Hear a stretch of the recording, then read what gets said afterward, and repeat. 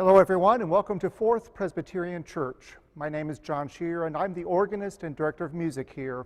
It's a great pleasure to welcome you to this concert today by the Kirk family. We have Eleanor Kirk on harp, Melissa Kirk on viola, and Lou Kirk on bassoon. This is a delightful program. I hope you enjoy it today.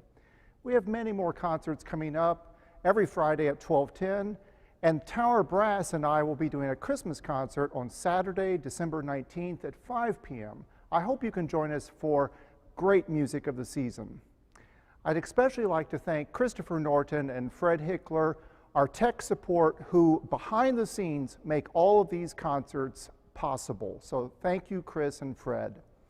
If you'd like more information about concerts here at Fourth Church, you can go to our website to learn about Friends of Music and learn how to support our concerts with financial gifts, which we greatly appreciate.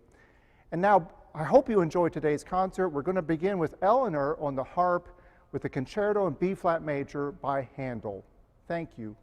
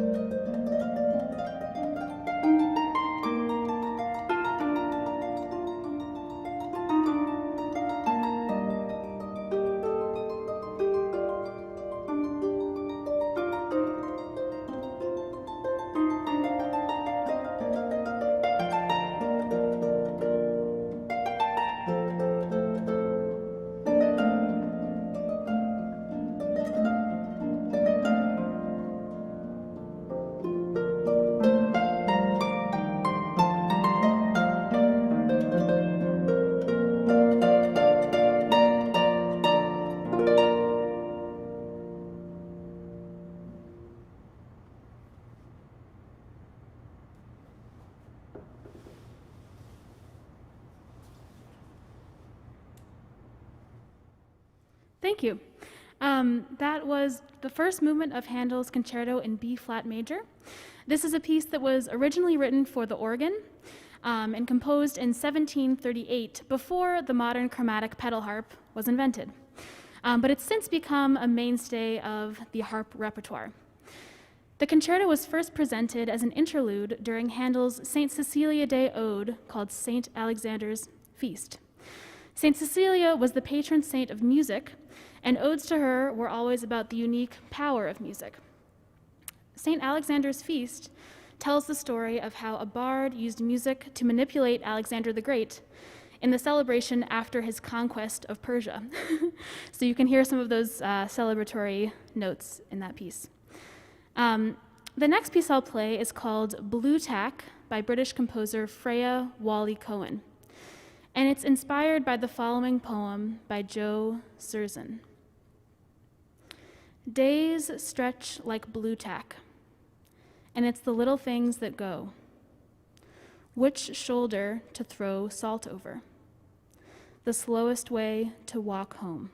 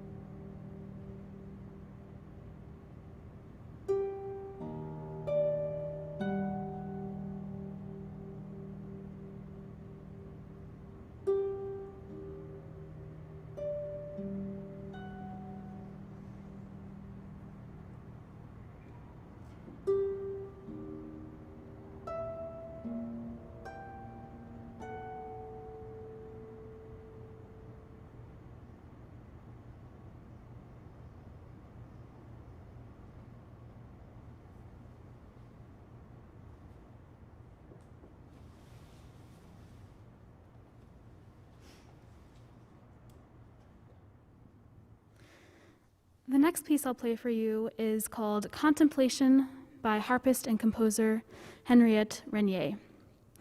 Renier is really a very foundational figure in the harp world, and somewhat of a prodigy. She was admitted to the Paris Conservatory at the age of 11 and wrote Contemplation in her early 20s and in the late 19th century. Renier was an innovator in codifying the harp technique, and her book, Method for Harp, is still widely used today and considered an important resource. Renier was also instrumental in the evolution of the modern pedal harp. She performed on the first double-action pedal harp made by the Erard brothers, also in Paris. And as a harpist herself, Renier's compositions are very idiomatic to the instrument and use the full range of the harp. Renier gained prominence as a recitalist and pedagogue in an era where fame was socially unacceptable for women, and her devotion to her religion, her family, her students, and her music has continued to influence and inspire musicians for years to come.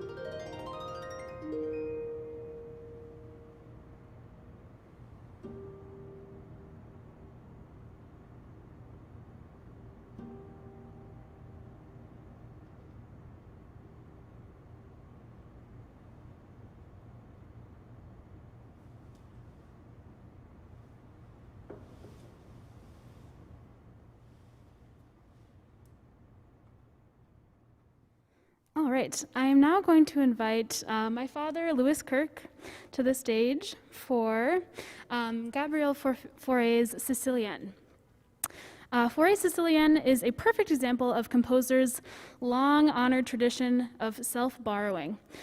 This piece was originally written as incidental music in a theatrical production of Pelléas and Melisande, and then adapted for cello and piano, and finally it appears in Fauré's four-movement Pelléas and Melisande orchestral suite, in which the flute takes the solo in the third movement. We are continuing the evolution of the piece today by playing it on bassoon and harp, and I hope you'll enjoy this unique combination of instruments and tone colors.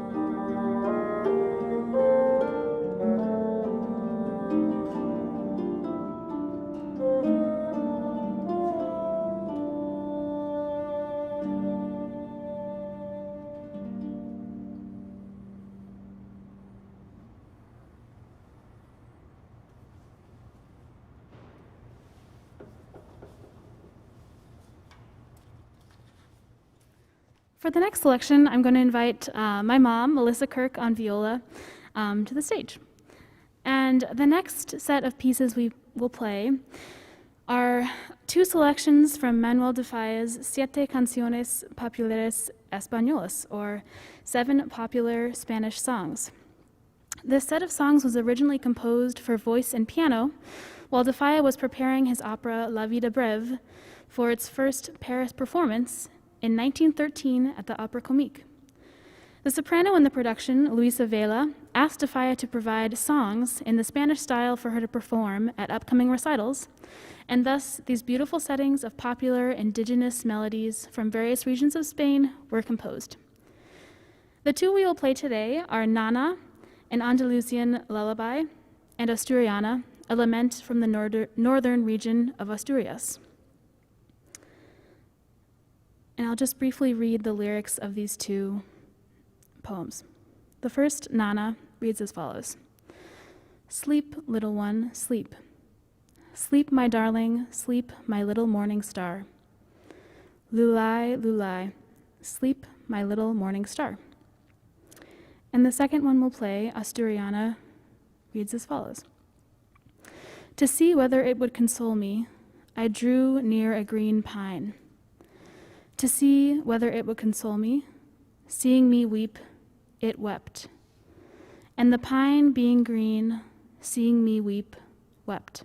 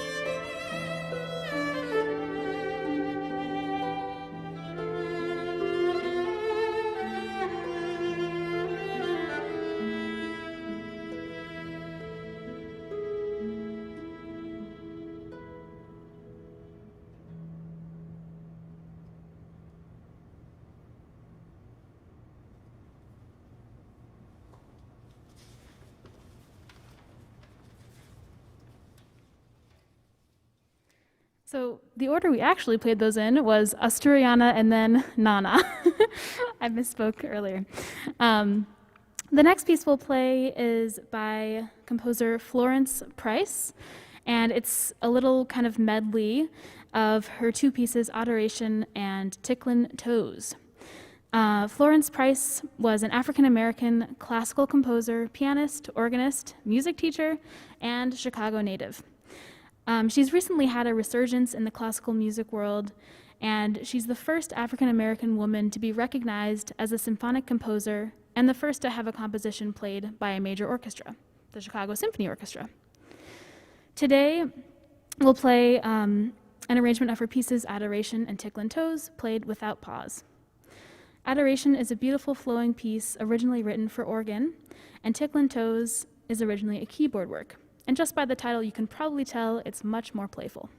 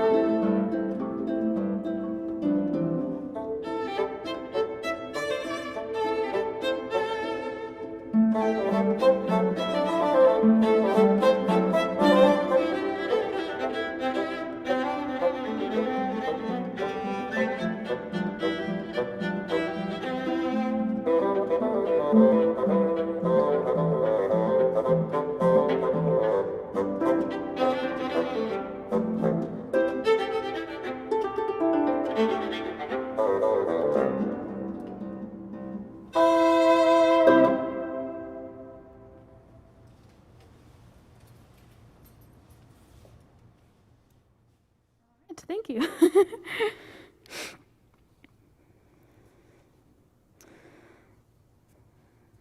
Such a fun piece, Ticklin' Toes. The next piece I'll play is called Liena by Australian composer Sally Greenaway. It's a contemporary classical piece that has flavors of jazz and Latin music and is inspired by the composer Piazzolla. I first heard this piece and I immediately knew it was something I had to learn and add to my repertoire. And I know you'll love it too.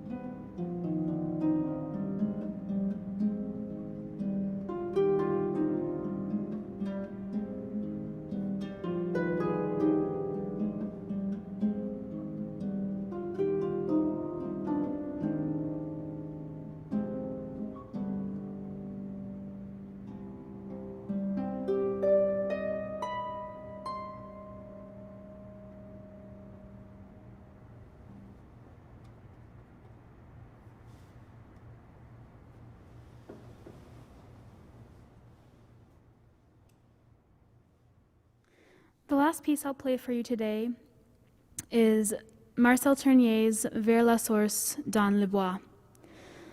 This impressionistic piece is translated to Toward the Stream in the Woods, and it's easily one of my favorite solo works for the harp.